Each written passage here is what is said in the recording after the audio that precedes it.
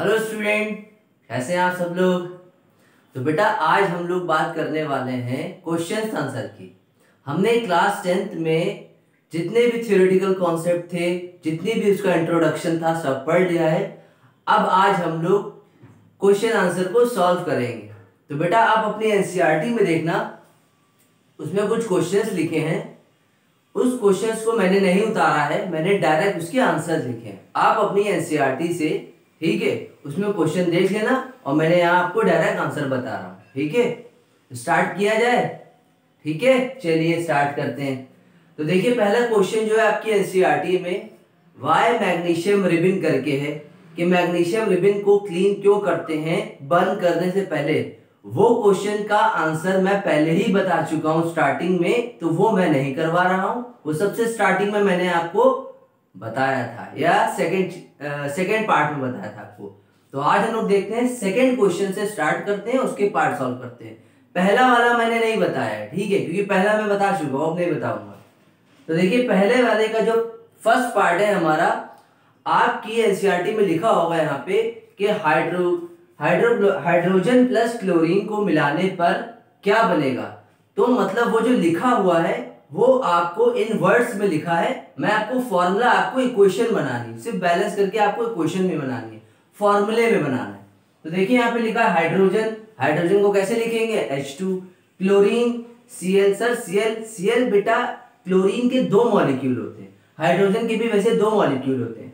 कभी भी हाइड्रोजन और क्लोरीन अपनी प्राइमरी स्टेट में नहीं होता है, सेकेंडरी स्टेट में होता है। सेकेंडरी स्टेट यानी कि जिसके सेकेंडरी स्टेट क्या, यानी कि हाइड्रोजन आप लिखोगे तो क्या सिर्फ H लिखोगे, नहीं, हाइड्रोजन के दो ही मॉलिक्यूल होते हैं। तो H2 प्लस Cl2 क्या बनेगा, 2HCl बनेगा। बैलेंसिंग मैंने सिखाई है बेटा, तीनों मेथड बताए, हिट एंड ट्रायल मेथड, ठीक है, एक मेटल नॉन मेटल वाला बताया है और एक मैथमेटिकल इक्वेशन से कैसे सॉल्व करते हैं उसको देखिएगा। H2 प्लस Cl कितना हो जाएगा, HCl। यहाँ पे दो है, यहाँ पे दो है, तो आगे क्या लगा देंगे, 2 लगा देंगे। 2 यानी कि एज ए कॉमन ले लिया है कि ये 2 इसमें भी काउंट होगा, ये 2 इसमें भी काउंट होगा, ठीक है। Hydrogen plus chlorine hydrochloric acid, इसे बोलते हैं बेटा हाइड्रोक्लोरिक एसिड बोलते हैं। क्या होता है ये, हाइड्रोक्लोरिक एसिड होता है, ठीक है, ध्यान दिएगा बेटा, ये इसको बोल रहे हैं। अब दिया है हमारे पास BaCl2। BaCl2 क्या होता है, बेरियम क्लोराइड। बेरियम क्लोराइड को जब करेंगे एल्युमिनियम सल्फेट से, Al2SO4 का होल थ्राइस, तो बनेगा BaSO4 और बनेगा AlCl3, aluminium chloride barium sulphate बनेगा, ठीक है। बैलेंस आप देख लेना कैसे करते हैं, मैंने आपको बताया है। अगर नहीं देखोगे तो सबसे पहले मेटल नॉन मेटल या मैथमेटिकल इक्वेशन से आप सॉल्व करना। बेरियम क्लोराइड है, ठीक है। फिर उसके बाद क्या है हमारे पास, अगर आप एक चीज देखो, इस बैलेंसिंग में आप देख रहे होगे कि ये Ba जो होता है बेटा, उसके ऊपर चार्ज होता है प्लस, Cl के ऊपर माइनस, Al के ऊपर प्लस, SO4 के ऊपर माइनस। तो ये एक तरीके की देखा जाए तो ये आयनिक इक्वेशन है। आयनिक मतलब आयंस आपस में जुड़ रहे हैं, ये Ba जाके जोड़ दे रहा है SO4 के साथ, ठीक है। बैलेंसिंग हम नहीं बताएंगे, बैलेंसिंग आप कर लिएगा। Ba जो है प्लस वाला, ये निगेटिव वाले के साथ जुड़ रहा है और इसका निगेटिव इसके पॉजिटिव के साथ जुड़ रहा है, तो ये एक तरीके की आयनिक इक्वेशन भी बोलते हैं। आयनिक इक्वेशंस का मतलब होता है जिसके अंदर आयंस प्रेजेंट हो और आपस में हर एक आयंस आपस में जुड़ जाए, उसे कहते हैं आयनिक इक्वेशन। और ये याद रखिएगा, आयनिक इक्वेशन जो होती है बहुत ही फास्ट होती है। जैसे कि हम कह देंगे फास्ट का मतलब इतनी फास्ट जैसे कि 10⁻⁻⁶ सेकेंड के अंदर हो जाती है, क्योंकि आइस प्रेजेंट है, बस उसको खटाखट जुड़ना है, बस कुछ नहीं, तो ये जुड़ गए। दूसरी आप पार्ट देखिए, थर्ड वाला आंसर जो आपका लिखा है, फर्स्ट वाले का मैंने नहीं करवाया, सेकंड जो फर्स्ट वाला, सेकंड वाले का पहला पार्ट, दूसरा फिर तीसरा क्या है, Na+H2O क्या बनेगा, NaOH, sodium hydroxide plus hydrogen gas निकलेगी। ऊपर का एरो है, ऊपर का एरो यानी कि ऊपर की तरफ गैस जा रही है, निकल जा रही है, इसीलिए ऊपर। नीचे का होता तो यानी कि कोई भी पार्ट हमारा किसी भी सॉल्यूशन में जो पूरी तरीके से डिसॉल्व ना हो पाए, तो एरो ऐसा बनाते हैं नीचे की तरफ और उसको बोलते हैं पीपीटी, ठीक है। और जो ऊपर की तरफ होता है तो यानी कि कोई ना कोई गैस इवॉल्व हो रही है, ठीक है। अब आते हैं हम एनसीईआरटी में अपने आंसर नंबर क्वेश्चन नंबर 3 पे। क्वेश्चन नंबर 3 देखिएगा, उसका पहला पार्ट, उसका दूसरा पार्ट क्या है। BaCl2 plus Na2SO4, sodium sulphate को मिलाएंगे तो क्या बनेगा, BaSO4 प्लस NaCl। एक बार ध्यान दिए बेटा, ये फिर से आई आपके पास आयनिक इक्वेशंस आई है। देखिए Ba plus Cl minus Na plus Ca minus SO4 minus, इसका प्लस जाके निगेटिव से और इसका प्लस जाके इससे, तो BaSO4 प्लस 2NaCl, तो ये भी एक क्या है, आयनिक इक्वेशंस है। NaOH प्लस HCl क्या बनेगा, Na से Cl ले लेगा और ये H क्या बना लेगा, H2O बना लेगा। ये देखिए कितना प्यारा सा है, H दो, एक ऑक्सीजन O, ठीक है, H2O बन गया। तो ये बेटा आपके कुछ क्वेश्चन आंसर थे छोटे मोटे, इसको नोट करिए। फिर हम आगे आपको टाइप्स ऑफ केमिकल रिएक्शन बताते हैं, इसको नोट करिए। अब देखिए बेटा आपके पास जो आई है, एक हमारी टाइप्स ऑफ रिएक्शन आया, जो दूसरी आपकी हेडिंग है यहाँ पे टाइप्स ऑफ रिएक्शन। इसको क्या बोलते हैं सर, ये टाइप्स ऑफ रिएक्शन होती कितने टाइप्स की है। टाइप्स ऑफ रिएक्शन जो बेटा होती है कई टाइप्स की होती है हमारे पास, जैसे कॉम्बिनेशन होती है, डिस्प्लेसमेंट होती है, डबल डिस्प्लेसमेंट होती है, ठीक है, डीकम्पोजिशन होती है, ऑक्सीडेशन होती है, रिडक्शन होती है। ये बहुत सारी टाइप्स की हमारे पास ऐसी रिएक्शन होती है, अभी आप पढ़ेंगे भी ये चीज को। तो सबसे पहले हम क्या करते हैं, जो पहला एग्जाम्पल है हमारे पास एनसीईआरटी में कॉम्बिनेशन, उसको जानते हैं। धीमे धीमे करके हम सारी जितनी भी टाइप्स की रिएक्शन है उसके एग्जाम्पल, उसके सारे जितने भी पॉइंट्स हम पढ़ेंगे। तो पहले स्टार्ट करते हैं हम लोग किससे, कॉम्बिनेशन से। कॉम्बिनेशन से बेटा आपको समझ में कुछ आ रहा होगा, किसी चीज का कॉम्बिनेशन। तो देखिए यहाँ पे टाइप्स ऑफ केमिकल रिएक्शन लिखा है, और पहली जो हमने यहाँ पे बेटा केमिकल रिएक्शन दी उसे बोलते हैं कॉम्बिनेशन रिएक्शन। कॉम्बिनेशन रिएक्शन में बेटा किसी चीज का टूटना, कंबाइन होके एक ही में जुड़ जाना। तो चलिए हम बताते हैं कॉम्बिनेशन रिएक्शन। देखिए क्या लिखा है, where two or more reactant और number of reaction react to form a single product. ये कह रहे हैं अगर हमारे पास रिएक्टेंट में दो या दो से ज्यादा, अगर हमारे पास रिएक्टेंट है, अगर हमारे रिएक्टेंट दो या दो से ज्यादा हैं और वो रिएक्ट होके सिंगल प्रोडक्ट बनाएंगे तो उसे कहते हैं कॉम्बिनेशन रिएक्शन। देखिए यहाँ पे ABCD से समझाते हैं। मान लिया ये हमारा रिएक्टेंट है, ये प्रोडक्ट है, मान के लिए है ये A plus B plus C, ये क्या हुआ, रिएक्टेंट हुआ। जब आपस में ये रिएक्ट करेगा, फाइट करके लड़ेगा, तो बनाएगा क्या साथ में, ABC, सब साथ में आ जाएंगे। तो देखिए कॉम्बिनेशन रिएक्शन बन रही है। अलग अलग थे, two or more reactant, number of reaction react, ठीक है, दो या दो से ज्यादा रिएक्टेंट है, ठीक है, और वो क्या बना रहे हैं, सिंगल प्रोडक्ट। देखिए सिंगल प्रोडक्ट आपस में मिल गए, कंबाइन कर गए, तो कॉम्बिनेशन रिएक्शन। ये रिएक्टेंट ये सिंगल प्रोडक्ट बन गया, जो अलग अलग थे अब तक के वो एक साथ हो गए हमारे पास। सर और एग्जांपल बताइए, जैसे कि C प्लस O2 अलग अलग है तो क्या बनेगा, CO2, कार्बन डाइऑक्साइड गैस बनेगी हमारे पास, ठीक है, ये बनेगी।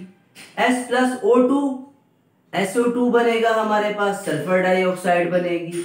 SO2 कभी कभी एक और भी चीज प्रोडक्ट बनता है, आप देख लीजिए यहाँ पे S plus O2 plus SO3, इसको हम लोग बोलते हैं बेटा, ये जो हमारे दो प्रोडक्ट है यहाँ पे, और एक ये भी बनता है, SO2 भी बनता है, SO3 भी बनता है, इसको बोलते हैं कांटेक्ट प्रोसेस बोलते हैं। अभी आप आगे पढ़ोगे कांटेक्ट प्रोसेस क्या होता है, पूरा इसके ऊपर चैप्टर है। तो ये बेटा हमारे कॉम्बिनेशन के क्या हो गए, एग्जाम्पल हो गए, ABC, A plus C plus O2 plus CO2, S plus O2 plus SO2, ये सारे हमारे कॉम्बिनेशन के एग्जाम्पल हैं। अब बेटा देखिएगा आप यहाँ पर एक्टिविटी 1.4 एनसीईआरटी में दिया हुआ है, क्या है सर उसमें, CaO प्लस H2O क्या बनाएगा, CaOH का होल ट्वाइस प्लस हीट निकलेगी यहाँ से, क्या होगी इसमें बेटा आप ध्यान देना, अगर आपको पता हो एक्टिविटी 1.4 में कि CaO के नीचे जितनी भी स्टेट होती है जिसको बोलते हैं राइटिंग केमिकल स्टेट या फिजिकल स्टेट, फिजिकल स्टेट इसको बोलते हैं बेटा, ठीक है, कोई सॉलिड में होगा, कोई लिक्विड में होगा या कोई गैसियस में होगा, तो वो भी उसके नीचे लिखना जरूरी होता है, बहुत ही इंफॉर्मेटिव होता है, ये बताता है कि ये कंपाउंड हमारा सॉलिड में है, लिक्विड में है, गैस में है। तो देखिए बेटा यहाँ पे लिखा है CaO, कैल्शियम ऑक्साइड जिसको बोलते हैं, वाटर से रिएक्ट करने पे क्या बनाता है, कैल्शियम हाइड्रो ऑक्साइड जो कि एक्वस यानी कि पानी में हमने है, ये पानी में है सारी के, यानी कि इसमें पानी भी प्रेजेंट है। और इसको और यहाँ पे क्या हो रहा है, ये हीट रिलीज कर रहा है। अभी देखेंगे इसको ऑब्जर्वेशन क्या पूछ रहा है हमसे। इसको बोलते हैं बेटा स्लेट लाइम भी बोलते हैं, और इसका जो खुद का फॉर्मूला होता है इसको बोलते हैं कैल्शियम हाइड्रोक्साइड, और इसका दूसरा नाम होता है स्लेट लाइम। लाइम समझते हैं किसे बोलते हैं? लाइम का मतलब होता है जैसे कि लेमन का जूस, जो लेमन नहीं होता है, जो खट्टा जिसको बोलते हैं, ये वैसे ही होता है टेस्ट में, ठीक है। स्लेट लाइम भी बोलते हैं, कैल्शियम हाइड्रोक्साइड भी बोलते हैं। सर इसमें करना क्या है ये बताइए, एक्टिविटी 1.4 में करना क्या है? बेटा एक्टिविटी 1.4 में आपको कुछ नहीं करना है, मैं आपको पढ़ के बता दे रहा हूँ। एक्टिविटी 1.4 में क्या करना है आपको, स्मॉल अमाउंट में आपको कैल्शियम हाइड्रोक्साइड लेना है, ठीक है, कैल्शियम ऑक्साइड लेना है, जिसको बोलता हूं मैं क्या, क्विक लाइम भी बोल सकते हैं, ठीक है। उसको क्या करना है आपको, स्लोली ऐड करना है वाटर में, और उसके बाद टच करना है आपको बीकर को, फिर आपको उसके टेम्परेचर से रिलेटेड कुछ बताना है ऑब्जर्वेशन।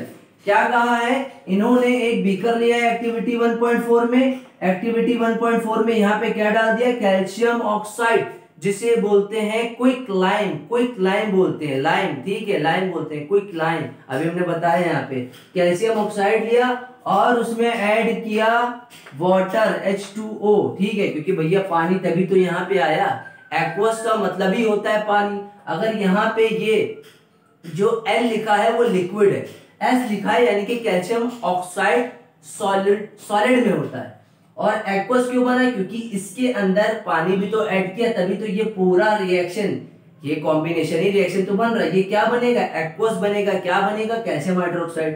तो उन्होंने कहा है आपको एक बीकर लेना है, उसमें ये ऐड करना है, क्या बनेगा, ये बनेगा, बस खत्म बात, ठीक है। फिर उन्होंने कहा है कि ये बताइए इसके टेम्परेचर पे क्या असर होगा, अगर आप बीकर को टच करोगे तो क्या आप महसूस करोगे। तो हमने यहाँ पे बेटा देखिए, यहाँ पे लिखा है ऑब्जर्वेशन लिखा है। ऑब्जर्वेशन का मतलब हमने क्या ऑब्जर्व किया इस रिएक्शन को करके। यहां पे लिखा है बेटा where the container the reaction, RX बेटा लिखा है शॉर्ट फॉर्म में, RX का मतलब है reaction, proceed the temperature rises because heat evolve, और इस रिएक्शन को बोलते हैं एक्सोथर्मिक रिएक्शन। क्यों, अभी बताएंगे।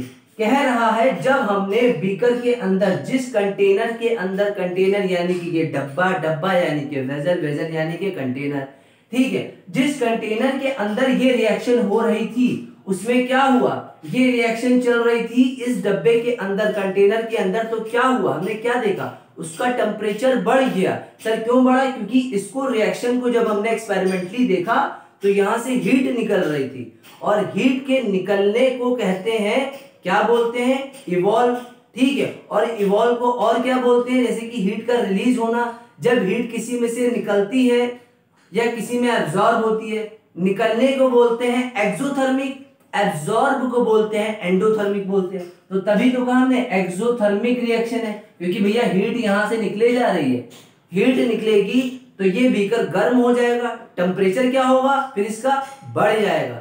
तो इसमें हमने ये ऑब्जर्व किया इस कंटेनर में, ये इस कंटेनर का जो टेम्परेचर होगा वो कैसा होगा, राइजेस, बढ़ जाएगा, और ये रिएक्शन क्या होगी हमारी, एंडोथर्मिक या एक्सोथर्मिक, ये होगी हमारी एक्सोथर्मिक रिएक्शन होगी हमारे पास, ठीक है सर, बहुत अच्छी बात है। एक्टिविटी 1.4 आपकी कंप्लीट हो गई है। फिर उसके बाद आपके एनसीईआरटी में दिया है, अभी व्हाइट वॉशिंग वाला बाद में बताएंगे, जो डब्बे में एनसीईआरटी में दिया वो बाद में बताएंगे, ठीक है। अब दिया है उसके नीचे देखिएगा बर्निंग ऑफ नेचुरल गैस, ये कॉम्बिनेशन की रिएक्शन थी, तो हमने कहा पहले इसको खत्म कर ले, बाद में बताएंगे। तो बर्निंग ऑफ नेचुरल गैस किसे कहते हैं, natural gas, sir natural gas होता है ये CH4 को हम लोग कहते हैं। CH4 क्या होता है सर, मीथेन होता है। मीथेन बेटा एक तरीके का एल्केन होता है, CnH2n+2 जिसको बोलते हैं, ठीक है, इसका फॉर्मूला होता है एल्केन का। अभी आप पढ़ोगे, धीमे धीमे हर चीज सीखो, जल्दी जल्दी ना भागो वरना आप और कंफ्यूज हो जाओगे। बर्निंग ऑफ नेचुरल गैस, देखिए ये कह रहे हैं नेचुरल गैस को अगर हम बर्न करें, बर्न करेंगे तो सर ऑक्सीजन की तो प्रेजेंस होगी वहां पे जब बर्न करेंगे। तो चलिए नेचुरल गैस क्या है, मैं एक बार इसको रफ कर दूं, रफ करके बताऊं आपको। नेचुरल गैस क्या है, यहाँ पे सिर्फ पिछड़ हो गई है, ठीक है, CH4+O2, भैया बर्निंग करवा रहे हो, जला रहे हो तो ऑक्सीजन तो प्रेजेंट होगा, और ऑक्सीजन की फिजिकल स्टेट क्या है, यानी कि किस स्टेट में होता है, गैसियस में होता है। CH4 किस में होता है, ये भी क्या है, मीथेन एक नेचुरल गैस है हमारी, तो ये किस में होगा हमारा, ये भी होगा गैसियस फॉर्म में, मीथेन गैस है हमारे पास। अब इसको बोलते हैं बेटा CH4 को मीथेन बोलते हैं, मीथेन बोलते हैं या एल्केन भी बोलते हैं, ठीक है। Alkane methane both are same thing, ठीक है। बेसिकली आप जब पढ़ोगे इसको, इसकी एक पूरी सीरीज हम आगे आपको बताएंगे। इसको बोलते हैं बेटा मीथेन, और मीथेन जो होती है बेटा हमारी नेचुरल गैस होती है, नेचुरल गैस होती है। जब इसको हम बर्न करेंगे तो ऑक्सीजन की प्रेजेंस होगी, बिना ऑक्सीजन के कोई चीज बर्न होती ही नहीं है। ऑक्सीजन जहां पे प्रेजेंस नहीं होगी तो वहां पे आग लगना इम्पॉसिबल है। CH4 को प्लस O2 से किया तो क्या बना, CO2 और प्लस पानी बना। बैलेंस आपको आता है, हीट एंड ट्रायल मेथड, सारे मेथड सिखाए हैं सर। इसमें करना क्या है, फिर हमने इस रिएक्शन को ऑब्जर्व किया। पहले तो ये कॉम्बिनेशन रिएक्शन है, ठीक है। फिर हमने देखा इसमें क्या हो रहा है, इस रिएक्शन में बेटा हो रहा है ऑक्सीडेशन। क्या हो रहा है, oxidation. This reaction is oxidation. ये ऑक्सीडेशन क्या होता है बता रहे हैं। ऑक्सीडेशन में का मतलब है इनसफिशिएंट सप्लाई ऑफ ऑक्सीजन, कम मात्रा में ऑक्सीजन की सप्लाई करना, यानी कि ऑक्सीजन पूरा नहीं जा पा रहा है, ठीक है। इनसफिशिएंट है कहां पे, यहां पे इस रिएक्शन में ऑक्सीजन की ज्यादा सप्लाई हो ही नहीं पा रही है, इनसफिशिएंट है, ठीक है। कैसे, देखिए CH4 है और यहाँ ऑक्सीजन है, एक बार ये C ऑक्सीजन के साथ मिल रहा है, एक बार ये H ऑक्सीजन के साथ मिल रहा है। कैसे, C और O2 CO2 निकला, यहाँ पे भी ऑक्सीजन, यहाँ पे भी ऑक्सीजन, पूरी तरीके से ऑक्सीजन की सप्लाई नहीं हो रही है सर। इसका मतलब ऑक्सीडेशन से समझते हैं बेटा। ऑक्सीडेशन का मतलब क्या होता है, ये मैं मिटा दूं। ऑक्सीडेशन का मतलब होता है बेटा गेन ऑफ, और एक होता है loss of, gain of oxygen, loss of hydrogen. बेटा ये ध्यान रखना, ऑक्सीडेशन का मतलब होता है जिसमें ऑक्सीजन का गेन हो, कोई एक्सेप्ट करे ऑक्सीजन को। अगर कोई सप्लाई कर रहा है ऑक्सीजन की तो उसको एक्सेप्ट करे। ऑक्सीडेशन का मतलब ही क्या होता है, ऑक्सीजन को सप्लाई करना, लेकिन यहाँ नहीं हो रहा है। और लॉस ऑफ हाइड्रोजन का मतलब हाइड्रोजन का लॉस होना। तो देखिए यहाँ पे ऑक्सीजन की सप्लाई इतना नहीं कर पा रहा है, फिर भी आ रहा है दोनों में, और यहाँ से ये हाइड्रोजन भी तो लॉस हो रहा है, तो इसी को तो ऑक्सीडेशन कहते हैं। और रिडक्शन क्या होता है सर, रिडक्शन में कुछ नहीं होगा, हाइड्रोजन ऊपर चला जाएगा, ऑक्सीजन नीचे आ जाएगा, यानी कि फिर हो जाएगा रिडक्शन का मतलब गेन ऑफ हाइड्रोजन, और क्या होगा, लॉस ऑफ ऑक्सीजन। बस ये ऊपर कर देना, ये नीचे आ जाएगा, बस कोई बात नहीं होगा। ऑक्सीडेशन रिडक्शन आप समझ गए। तो बेटा यहाँ पे ये सब समझ गए ना पूरी रिएक्शन। ये हीट इवॉल्व हो रही है, इसको एक्सपेरिमेंटली देखा गया है। जब रिएक्शन करेंगे आप लोग लैब में जाके तब आप लोग को समझ में आएगा। ये पूरा ऑब्जर्वेशन हमने निकाला, और ये पूरा आपकी नेचुरल गैस बर्निंग के बाद क्या होता है, इसको नोट करो। मैं हट गया, उसको नोट करो जल्दी से आप लोग पहले। अब देखिए बेटा हमारे पास जो एनसीईआरटी में दूसरा पॉइंट दिया है बर्निंग ऑफ नेचुरल गैस के बाद, वो दिया है do you know that respiration is a exothermic process. Exothermic का बताया क्या था, जो हीट रिलीज होती है उसे बोलते हैं एक्सोथर्मिक बोलते हैं। तो ये पूछ रहे हैं क्या जो हम सांस लेते हैं, रेस्पिरेशन करते हैं, क्या वो हमारा एक्सोथर्मिक है या नहीं। तो चलिए पहले मैं आपको पढ़ के बताता हूँ, फिर आपको बताऊँ क्या होता है। देखिए यहाँ पे लिखा है, मैं हट जा रहा हूँ यहाँ से, लिखा है we all know that we need energy to stay alive. We get this energy from the food during the digestion. Food is broken down into simpler substances or molecule like glucose. The glucose combined with oxygen in the cell of our body and to form CO2 and H2O. Since energy in the form of heat maintain the body temperature, respiration is exothermic। नहीं समझ में आया, चलिए मैं बताता हूँ। देखिए इसका मतलब जो डेफिनेशन लंबी चौड़ी लिखी है, आप अपने एनसीईआरटी में देखना, ये भी लिखी है। इसमें कह रहे हैं हमें जीने के लिए क्या चाहिए, खाना, फूड, और फूड से क्या मिलती है हमें, एनर्जी। जीने के लिए चाहिए हमें खाना, और खाने से मिलती है हमें एनर्जी। और जो बेटा हमें एनर्जी मिलती है, जो हम खाना खाते हैं, क्या एनर्जी कहाँ से मिलती है, फूड से। फूड हमारे कहाँ जाता है, बॉडी के अंदर जाता है, वो क्या होता है, छोटे छोटे मॉलिक्यूल्स में टूट जाता है। जो छोटे छोटे मॉलिक्यूल्स में टूटता है, किस फॉर्म में टूटता है, ग्लूकोज के फॉर्म में टूटता है।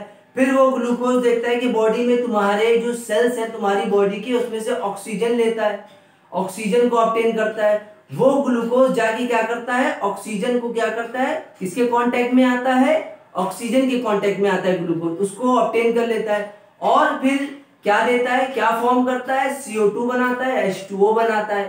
ठीक है, और उसके बाद क्या होता है, यही एनर्जी हमारी मेंटेन करती है बॉडी के टेम्परेचर को, रिस्पायरेशन के। ठीक है, और क्या होता है रिस्पायरेशन, सांस लेते हो, सांस छोड़ते भी तो हो, एक बार लेना हुआ एक बार छोड़ना हुआ, तो CO2 निकाल रहे हो और O2 ले रहे हो, तो ये कौन सा प्रोसेस हुआ, एक्सोथर्मिक हुआ। एक्सोथर्मिक का किसी चीज का इवॉल्व होना, निकल जाना। अब सांस तुम लोगे, ठीक है, तो ऑक्सीजन जाएगी तुम्हारे अंदर, तो पहले क्या दे रहे हो, CO2 भी तो दे रहे हो। तो ये ग्लूकोज ने क्या करा, ये ग्लूकोज ने तुम्हारे बॉडी के सेल्स के ऑक्सीजन के साथ कंबाइन हुआ। कंबाइन होने के बाद इसने क्या करा, कंबाइन होने के बाद ग्लूकोज जो थे तुम्हारी बॉडी के सेल्स जो थे उसके अंदर से ऑक्सीजन को लिया और बनाया CO2 और H2O बनाया। और क्या हुआ, ये तुम्हारी एनर्जी जो थी तुम्हारी मेंटेन करती है बॉडी के टेम्परेचर को, जिस वजह से तुम रिस्पायरेशन लेते हो, और वो रिस्पायरेशन को बोलते हैं एक्सोथर्मिक प्रोसेस।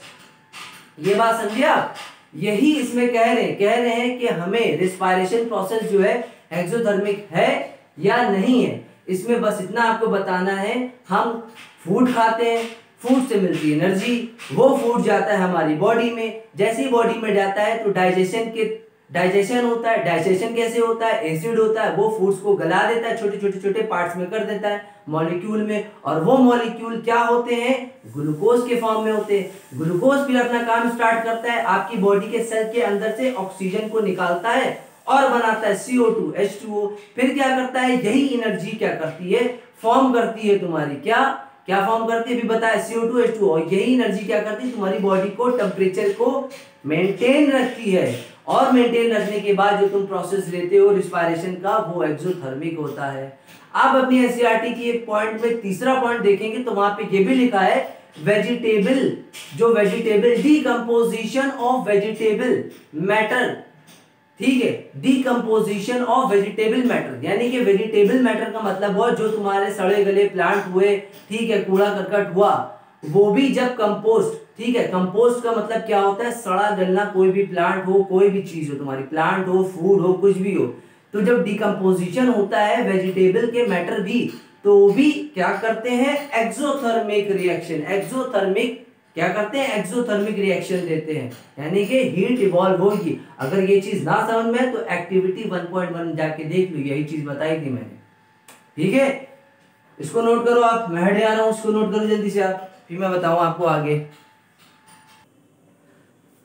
अब देखिए बेटा, हमारे पास अभी जो हमने आपको बताया था कि हम आपको एक डिब्बे में लिखा हुआ, आपको जहां पे लिखा होगा डू यू नो, क्या आप ये इंटरेस्टिंग सा फैक्ट जानते हैं, तो उसमें देखिएगा अपनी एनसीईआरटी में जहां पे हमने कॉम्बिनेशन रिएक्शन के एग्जाम्पल बताए थे, बर्निंग ऑफ नेचुरल गैस, उसके ऊपर जो बना होगा डिब्बा ऐसा, ठीक है, उसकी मैं रिएक्शन आपको बताने जा रहा हूं। अब देखिए यहाँ पे सबसे पहले बेटा मेरी एक बात सुनिए, बच्चे बहुत कंफ्यूज होते हैं कि सर कैल्शियम ऑक्साइड या कैल्शियम हाइड्रोक्साइड किसे कहते हैं, स्लेग्ड लाइम किसे कहते हैं, क्विक लाइम किसे कहते हैं। तो देखिए बेटा, CaO को बोलते हैं कैल्शियम ऑक्साइड, जो इसका नाम है, C का मतलब कैल्शियम, O का मतलब ऑक्साइड, इसको बोलते हैं बेटा क्विक लाइम बोलते हैं। ठीक है, इसको बोलते हैं क्विक लाइम बोलते हैं। और जहां पर आएगा CaOH का होल ट्वाइस, उसे बोलते हैं कैल्शियम हाइड्रोक्साइड, और उसको बोलते हैं स्लेग्ड लाइम। स्लेग्ड लाइम का मतलब बेटा बुझा हुआ चूना, जो चूना होता है, चूना जिससे पेंट वेंट करते हैं, ठीक है, बुझा हुआ चूना जिसको बोलते हैं स्लेग्ड लाइम। ठीक है, और ये क्विक लाइम का फॉर्मूला ये होता है और स्लेग्ड लाइम का ये होता है, इसको स्लेग्ड लाइम कहते हैं, इसे क्विक लाइम कहते हैं। ठीक है, अब आप अपनी एनसीईआरटी में देखोगे तो ये रिएक्शन दी हुई है बेटा, इसको अभी मत देखना, पहले हम इसको बताएंगे कि आई कैसे। आप देखोगे पहले क्या लेंगे हम, कैल्शियम ऑक्साइड लेंगे। कैल्शियम ऑक्साइड जब लेंगे, जिसको बोलते हैं क्विकलाइम, उसको वाटर से रिएक्ट करवाएंगे तो बनाएगा स्लेक्ड लाइम बना रहा है, कैल्शियम ऑक्साइड बना रहा है। ठीक है, अब ये कैल्शियम ऑक्साइड बन गया जिसको हम लोग बोलते हैं चूना, बुझा हुआ चूना जिसको बोलते हैं। अब इसको देखिए ये बन गया यहाँ पे। ठीक है, अभी हमने इससे पहले भी बताई थी रिएक्शन में आपको इसके बारे में। ठीक है, इसको स्लेक्ड लाइम कहते हैं। अब यहाँ पे देखिए जो आपकी एनसीईआरटी में दिया है कि अगर हम ये स्लेक्ड लाइम जो कि एक्वस है, क्यों एक्वस है भैया, पानी से यहाँ पे रिएक्शन करवा रहे हो तो पानी भी होगा। एक्वस जो लिया था उसको अगर हमारे एटमॉस्फेयर में प्रेजेंट कार्बन डाइऑक्साइड से जब रिएक्ट होगा स्लोली स्लोली, तो ये क्या बनाएगा, ये बनाएगा कैल्शियम कार्बोनेट और बना देगा वाटर। ये जो बेटा L लिखा हुआ है, G लिखा हुआ है, एक्वस, ये सब फिजिकल स्टेट लिखी जाती है कि कंपाउंड किस स्टेट में है, लिक्विड में, सॉलिड में, गैस में। तो देखिए इसको बोलते हैं स्लेक्ड लाइम, जो अभी यहाँ बन चुका था। स्लेक्ड लाइम जब हमारी एटमॉस्फेयर में प्रेजेंट कार्बन डाइऑक्साइड से रिएक्ट होती है स्लोली स्लोली, तब ये बनाता है कैल्शियम कार्बोनेट चूना। और ये चूने पे हम लोग पुट्टी जो करते हैं घरों पे, उस एक्टिविटी में डब्बे में क्या बता रहा है, कह रहे हैं कि ये बताइए कि एक सॉल्यूशन है हमारे पास, ठीक है, स्लेक्ड लाइम का, जो हम लोग व्हाइट वॉश में इस्तेमाल करते हैं। व्हाइट वॉश का मतलब होता है पुट्टी वगैरह जो लगाते नहीं हो पेंट करने से पहले कि चूना वगैरह ना निकले, तो पुट्टी करते हैं तो उससे क्या होता है, फिनिशिंग आती है, एकदम चिकना चिकना हो जाता है, पेंट झड़ता नहीं है, तो पुट्टी लगाते हैं तो पुट्टी को ही बोलते हैं कैल्शियम कार्बोनेट। ठीक है, यहां पर क्या बनता है, कैल्शियम कार्बोनेट और वाटर निकल जाएगा। बेटा ये कैल्शियम कार्बोनेट क्या देता है, गिव्स शाइनी फिनिश देता है। भैया तुम जब कैल्शियम उसको लगाओगे, ठीक है, कैल्शियम हाइड्रोक्साइड को जब रिएक्ट होगा एटमॉस्फेयर की कार्बन डाइऑक्साइड से, तो कैल्शियम कार्बोनेट बनेगा। और यही कैल्शियम कार्बोनेट को हम लोग 2-3 दिन तक के छोड़ देते हैं, पहले पुट्टी करते हैं बाद में पेंट करते हैं, तो ये कैसा देता है, शाइनी फिनिश देता है, चमकता है, gives shiny finish to the walls. ठीक है, ये शाइनी फिनिश देता है कि वॉल्स वगैरह पे चमकने लगती है। ठीक है, और एक बात और नोट करिएगा कि कैल्शियम कार्बोनेट CaCO3 को एक और भी नाम से जाना जाता है जिसको बोलते हैं मार्बल। क्या बोलते हैं, मार्बल बोलते हैं। मार्बल का फॉर्मूला ही होता है CaCO3। और कभी कभी क्या होता है बेटा, इसको एक और भी नाम से जानते हैं जिसको हम लोग बोलते हैं लाइमस्टोन, LIMESTONE, लाइमस्टोन बोलते हैं बेटा। ठीक है बेटा, लाइम का मतलब क्या होता है, एक व्हाइट कॉस्टिक अल्कलाइन होता है। कॉस्टिक उसे कहते हैं जो चीज किसी को जला दे, बर्न कर दे। जब आप कोई चीज लाते हो, जब आप चूना वूना बनाते हो, अगर आपको याद हो कैल्शियम कार्बोनेट जो पुराने जो अभी भी आते हैं, चूने में जब पानी डालते हैं, चूना लेते हैं, ठीक है, चूने में जब पानी डालते हो चूना उबलने नहीं लगता है। ठीक है, एक वैसे ही कॉस्टिक का मतलब बर्न करना, वैसे ही व्हाइट कॉस्टिक अल्कलाइन सब्सटेंसेस जिसके अंदर पाया जाता है कैल्शियम ऑक्साइड पाया जाता है, उसी को हम बोलते हैं लाइम। आप ये मत कहना कि एक नींबू जो होता है लाइम और ये लाइम। बेटा नींबू तो जो होता है बेटा, उसका कभी कभी ऐसा टेस्ट होता है, सोर खट्टा होता है, लेकिन ये एकदम ही बिटर होता है। ठीक है, बिटर होता है, ये भी होता है वैसे ही, लेकिन ये बहुत ही कड़वा होता है। तो कैल्शियम ऑक्साइड और कैल्शियम हाइड्रोक्साइड में फर्क पता चल गया ना। और ये आपसे उस एक्टिविटी में पूछ रहे हैं जो डिब्बा बना है जहाँ पे कि व्हाइट वॉशिंग करना, व्हाइट वॉशिंग जो सोल्यूशन हम लोग जो सोल्यूशन बनाते हैं स्लेक्ड लाइम का, उसको हम लोग व्हाइट वॉश में क्यों इस्तेमाल करते हैं, इसलिए करते हैं ताकि अच्छी फिनिशिंग आ सके, और जो पुट्टी वगैरह इसीलिए लगाते हैं ताकि हमारी वॉल्स खराब ना हो। ठीक है, और उसका फॉर्मूला क्या होता है, मार्बल भी कहते हैं और इसको हम लाइमस्टोन भी बोलते हैं। तो ये बेटा आपकी स्टेट्स लिखी है छोटी छोटी, इसको उतार लो जल्दी से, हम आगे बढ़े पे। अब देखिए बेटा हमारे पास टाइप्स ऑफ रिएक्शन में दूसरी जो रिएक्शन आई है उसको बोलते हैं डीकंपोजिशन। डीकंपोजिशन का मतलब ही यही होता है किसी चीज को डिकम्पोज कर देना।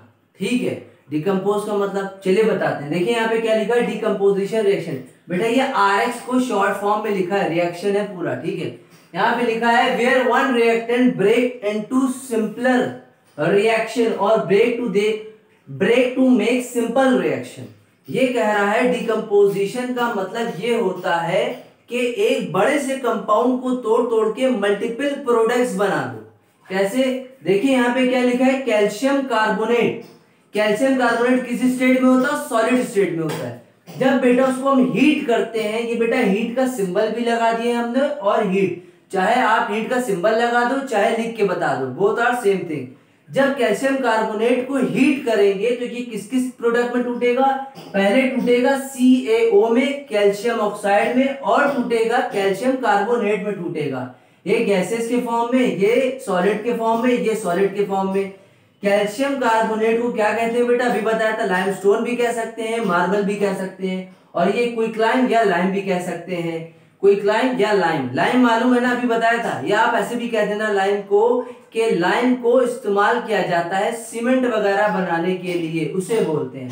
अब देखिए बेटा ये क्या कह रहा है, डिकम्पोजिशन रिएक्शन क्या कह रहा है? ये कह रहा है, एक और चीज अच्छी सुनिए इसमें, when decomposition reaction is carried out by heating it is called thermal decomposition। ये कह रहे हैं अगर हम किसी भी कंपाउंड का डिकम्पोजिशन रिएक्शन करवाते हैं, जैसे कि मान ली कैल्शियम कार्बोनेट को हीट करके डिकम्पोज किया, तोड़ा छोटे छोटे प्रोडक्ट्स में, मल्टीपल प्रोडक्ट्स में, तो उस रिएक्शन का एक और नाम होता है, उसको बोलते हैं थर्मल डिकम्पोजिशन। जब हीट दोगे तो हीट को क्या बोलते हैं? Thermal decomposition. हीट के जरिए से जो कंपाउंड को तोड़ेंगे उसे बोलेंगे थर्मल डिकम्पोजिशन रिएक्शन बोलते हैं। ये एक अच्छा सा पॉइंट है आपके पास। ये बेटा किसका एग्जांपल है? डिकम्पोजिशन रिएक्शन का। डिकम्पोजिशन रिएक्शन यही बताना चाह रहा है कि एक बड़ा सा कंपाउंड हो, उसको हीट देके छोटे छोटे छोटे प्रोडक्ट्स में, कंपाउंड में तोड़ दो, उसे ये कहते हैं डिकम्पोजिशन रिएक्शन कहते हैं। अब देखिए बेटा यहाँ पे आपके पास आई है एक्टिविटी 1.4 एनसीईआरटी में। देखिएगा यहाँ पे हमने गर्ल्स को नहीं बनाया, ड्राइंग इतनी अच्छी नहीं मेरी ड्राइंग, ठीक है। यहाँ पे हमने टेस्ट ट्यूब लिया बेटा, ठीक है। ये बंसन बर्नर लिया, आप स्पिरिट लैम्प ले सकते हो, बंसन बर्नर जो भी आपको अवेलेबल हो केमिस्ट्री लैब में, ठीक है। ये बंसन बर्नर, ये आग निकल लिए, ये नॉब है, हमने यहाँ से खोला, आग जली, और ये टेस्ट ट्यूब है। इस टेस्ट ट्यूब के अंदर बेटा पड़े हुए हैं, मेरा क्या डाला है हमने इसके अंदर? फेरस सल्फेट क्रिस्टल डाले, फेरस सल्फेट। देखिए एक्टिविटी में हम आपको पढ़ के बता रहे हैं क्या लिखा है। एक्टिविटी 1.4 में हम आपको पढ़ के बता रहे हैं, देखिए क्या लिखा हुआ है, आप देखिए यहाँ पे लिखा है हमारे पास, take 2 gram of ferrous sulphate crystal in dry boiling tube, note the colour of the ferrous sulphate, heat the boiling tube over the flame of the burner or spirit lamp, observe the colour of the crystals. आपको observe करना है उस crystal के colour कैसे होंगे यहाँ पे, ठीक है। तो देखिए बेटा यहाँ पे हम आपको बता रहे हैं कि यहाँ पे जो रिएक्शन दी हुई है, उससे पहले आप देखिए ये टेस्ट ट्यूब है, और ये बेटा जो है हमारा जो बना है चमटा, इसको बोल दिए होल्डर, ठीक है। टेस्ट ट्यूब को पकड़ने वाला होल्डर, ये ऐसे पकड़े हुए हम यहाँ से यूं करके, ठीक है। और ये बॉइलिंग ट्यूब है, बॉइलिंग ट्यूब समझ लेना, टेस्ट ट्यूब जिसको बोलते हैं। और अंदर हमने 2 ग्राम क्या लिया? फेरस सल्फेट के क्रिस्टल, ठीक है। इसका पूरा फॉर्मूला अगर आप देखेंगे तो होता है FeSO4.7H2O। जो क्रिस्टल है वो वाटर के मॉलिक्यूल के फॉर्म में है, ठीक है। अब हमने जैसे इसको बंसन बर्नर के पास लेके आए, लाने के बाद क्या हुआ, उसको हमने गर्म किया। और एक चीज याद रखना बेटा, जब भी आप इसको हीट करोगे ऐसे नहीं करोगे कि यूं हीट कर रहे हो, यूं एकदम मुंह लगाए रहे हो। तो इसकी जो हीट करोगे, इससे जो गैसेस निकलेंगी, या ऐसे कोई भी अगर रिएक्शन कोई उछलती है तो आपके ना पड़ जाए, तो आप ध्यान से ये चीज रिएक्शन करना। जब आप इसको आप रिएक्शन करोगे तो यहाँ से क्या होगा, थोड़ा सा झुका के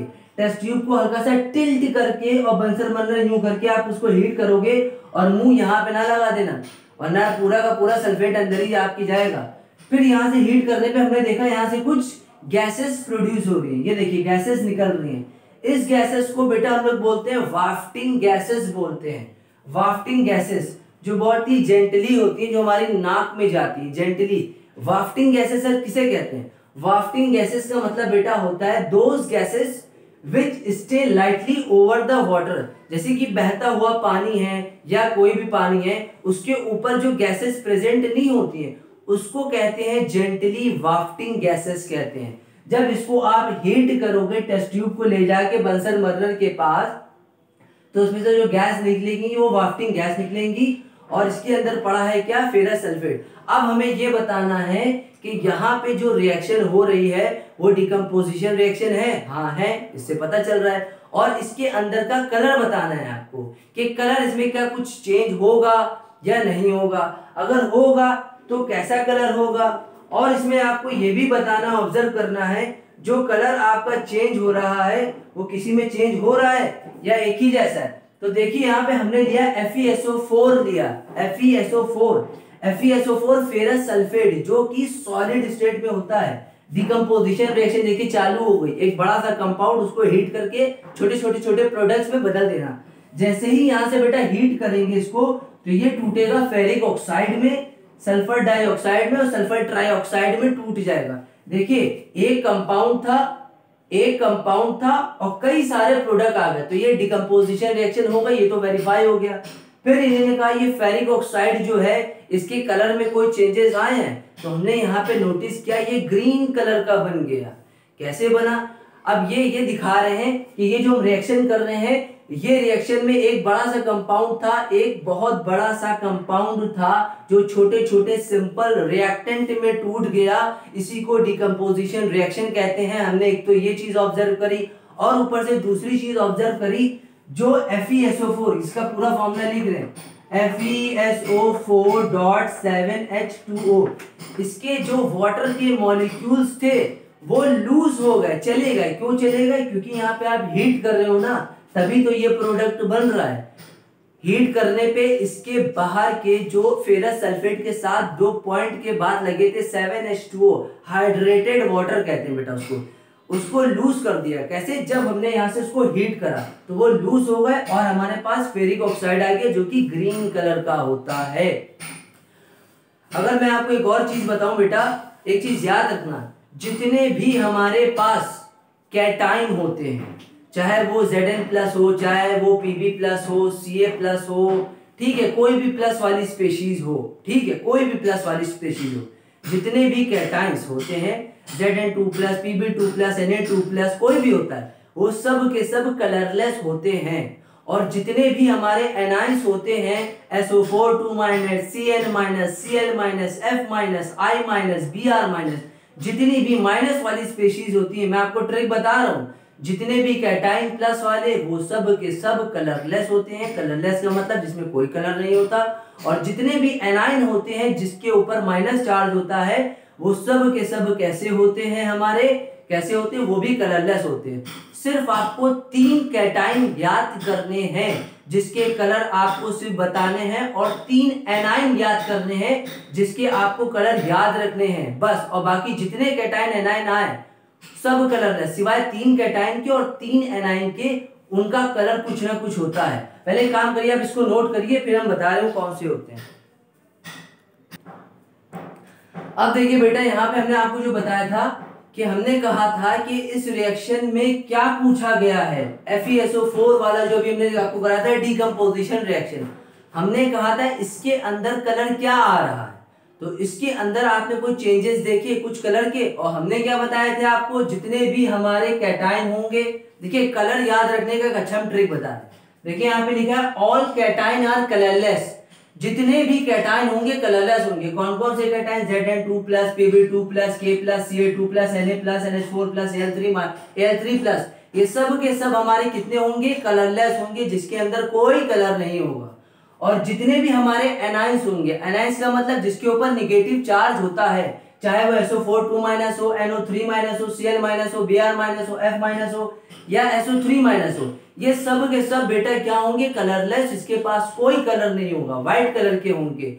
लेकिन हम आपको बताते हैं कि आपको 3-4 कैटाइन और 3-4 एनाइन को सिर्फ याद रखना है, बाकी कोई भी एनाइन है, कोई भी कैटाइन है, सबको कलरलेस बोलना है। सिर्फ 3 कैटाइन, 4 कैटाइन या 4-5 एनाइन आपको याद रखने हैं जिसके कलर आपको बताना है।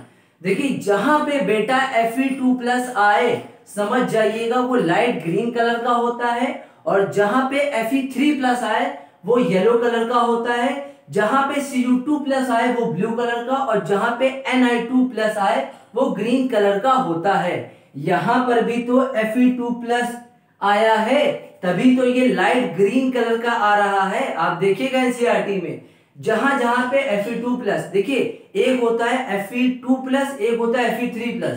सर इसमें चार्जेस में इतना डिफरेंस है तो उसको क्या बोलेंगे?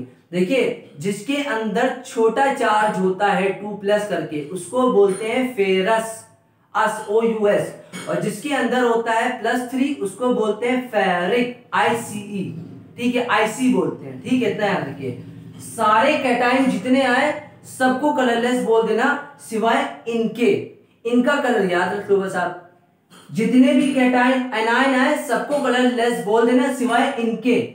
ये है MnO4 पर मैग्नेट, ये पिंक हो सकता है। कभी कभी क्या होता है ये दो कलर आते हैं, या तो पिंक होगा या पर्पल होगा। अगर आप कोई भी चुनोगे सही होगा, ज्यादातर पिंक चुनना। ठीक है, फिर Cr2O7 2- लिखा है, इसको बोलते हैं डाइक्रोमेट बोलते हैं बेटा, ये ऑरेंज कलर का होता है। फिर आता है Cr2O4- आता है, इसको क्या बोलते हैं हम लोग? इसको बोलते हैं हम लोग ऑक्सिलेट बोलते हैं, ऑक्सिलेट। ये किस कलर का होता है? येलो कलर का। और CO2 जो होता है हमारा, माइनस है सॉरी यहाँ पे, ठीक है, ये पिंक कलर का होता है, सॉरी प्लस ही है, ठीक है, ये पिंक कलर का होता है। ठीक है, ये पिंक कलर का होता है। ये ना कहना कि सर ये तो इसमें आना चाहिए प्लस वाला है, ये इस कैटेगरी में आता है, CO2- CO, ये बहुत ही रेयर केस है यहाँ पे। ठीक है, ये पिंक कलर का होता है। बाकी सब कैटाइन एनाइन कलरलेस, ये और ये याद रख लो, सबके कलर निकल आएंगे। तो इसका कौन सा कलर होगा? ग्रीन कलर का। कौन सी रिएक्शन है ये? Decomposition reaction. इसमें क्या ऑब्जर्व किया आपने कि एक बड़ा सा कंपाउंड है जो मल्टीपल प्रोडक्ट्स बना रहा है और यहां से FeSO4.7H2A के मॉलिक्यूल को लूज कर रहा है। क्यों लूज कर रहा है? क्योंकि हीट कर रहा है। ये हीट का सिंबल है आपके पास। और ये सब क्या लिखा है यहाँ पे सर? ये SG गैस है, कौन लिक्विड है, कौन सॉलिड है, ये फेसेस लिखे हैं कि कौन सा कंपाउंड किस फॉर्म में रहता है। तो इसको नोट करो, फिर इसके बाद आपको उसका ही एग्जाम्पल एक और बताते हैं, लेड नाइट्रेट का। नोट करो। अब देखो बेटा, हमारे पास एक्टिविटी 1.6 आई, डिकम्पोजिशन रिएक्शन का ही एग्जाम्पल है हमारे पास। ठीक है, बस उसमें लिखा है जो अभी इससे पहले मैंने आपको बताया कैल्शियम कार्बोनेट या FeSO4 वाला। एक चीज याद रखना, FeSO4 में जो हमने बताया था कि 2 ग्राम फेरस सल्फेट लिया, ये वो दूंगा। ठीक है, जो हमने बताया था वैसे ही ये भी है। यहाँ पे क्या करना है, डायग्राम मैंने नहीं बनाया, आप देख लेना उसमें से। ठीक है, लेड नाइट्रेट लिया हमने, लेड नाइट्रेट वो टेस्ट ट्यूब में लिए, फिर बंसर मन्नर दिखा रहे हैं। ठीक है, फिर उसको हीट करा के आया। हम यहाँ पे डायरेक्टली ऐसे दिखाते हैं विदाउट डायग्रामेटिक। ठीक है, लेड नाइट्रेट, Pb को बोलते हैं लेड, NO3 को बोलते हैं नाइट्रेट। ठीक है, होल टॉइजन नाइट्रेट, पूरा फॉर्मूला बना लेड नाइट्रेट। इसको जब हीट करोगे तो सिंपल प्रोडक्ट में टूटेगा, नंबर ऑफ मल्टीपल प्रोडक्ट्स में, PbO बनेगा, NO2 बनेगा, O2 बनेगा। अब रिएक्शंस है, बैलेंस करना तो आ गया है, अब तक के सिखा दिया। अब ये जो बनने का तरीका है, जब तक केमिस्ट्री पढ़ोगे बेटा तब तक आपको समझ में आएगा, क्योंकि बीच में रहोगे तभी समझ में आएगा। अब ये प्रोडक्ट हम लोग के मुंह पे है तो हम लोग को मालूम है, केमिस्ट्री को पढ़ते पढ़ते पढ़ते ये सारे प्रोडक्ट समझ में आने लगते हैं कि कौन इसके बाद क्या बनेगा। ठीक है, चलिए खैर कोई बात नहीं।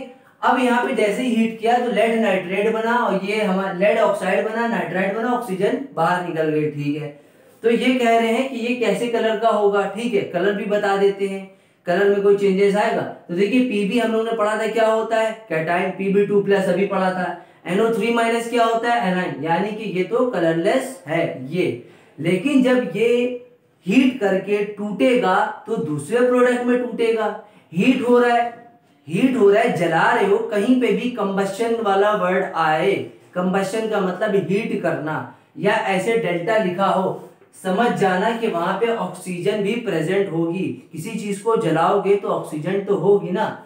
तब इसके बाद क्या होगा, ये जो बेटा आपका बनेगा और ये जो आपका बनेगा, इन दोनों में ऑक्सीजन प्रेजेंस होने के बाद ये रिएक्ट होगा। ये रिएक्ट होगा, जब जलाओगे तो ऑक्सीजन होगा और ये दोनों बनेगा। तो सर इसका क्या होना चाहिए कलर? तो ये हम लोग को ब्राउन फ्यूम्स देगा। फ्यूम्स का मतलब जिसको बोलते हैं एक तरीके की फ्यूम्स निकलना, गैस जो निकलते नहीं, वेपर्स, उसको बोलते हैं। क्यों? NO2 तो सर वो हमारा उसमें आता है, एनाइन में नहीं बेटा, सुनो, क्योंकि नाइट्रेट जो होता है, nitrate is a colourless nitric oxide. ठीक है, नाइट्रेट जो होता है हमारा वो क्या यील्ड करता है? Colourless nitric oxide. लेकिन ऑक्सीजन से कांटेक्ट के बाद, लेकिन जब ये हमारा ऑक्सीजन से, ये हमारा जब ऑक्सीजन से कांटेक्ट में आता है तब बनाता है ब्राउन फ्यूम्स, ब्राउन कलर की होती है, और तभी ये फॉर्मेशन करता है किसका? NO2 का, और इसका भी करता है, ठीक है, इसका नहीं, इसका करता है, ठीक है, ये भी बनता है, ये भी बनता है, एक ही बात है इससे। तो ये ब्राउन फ्यूम्स लिखेंगे। यहाँ पे ऑब्जर्वेशन कोई पूछे कि डिकम्पोजिशन में ऑब्जर्वेशन आपने क्या देखा, सर हमको यहाँ पे ब्राउन ब्राउन फ्यूम्स दिखाई दे रही थी, था तो ये कलरलेस सर, क्योंकि एक कैटाइन एक एनाइन था, लेकिन ऑक्सीजन से भी तो कंपाइल किया, कंपाइल का मतलब कांटेक्ट किया, तभी तो हमें ब्राउन फ्यूम्स दिया है। ये सब बेटा जो है आपको एक्सपेरिमेंटल जब आप करोगे तो ज्यादा समझ में आएगा। ये ऑन पेजेस हम आपको बता रहे हैं, तो अब तक कितना रखते हैं, इसके बाद नेक्स्ट हम टॉपिक लेके आते हैं, तो उसको नोट करिए बेटा।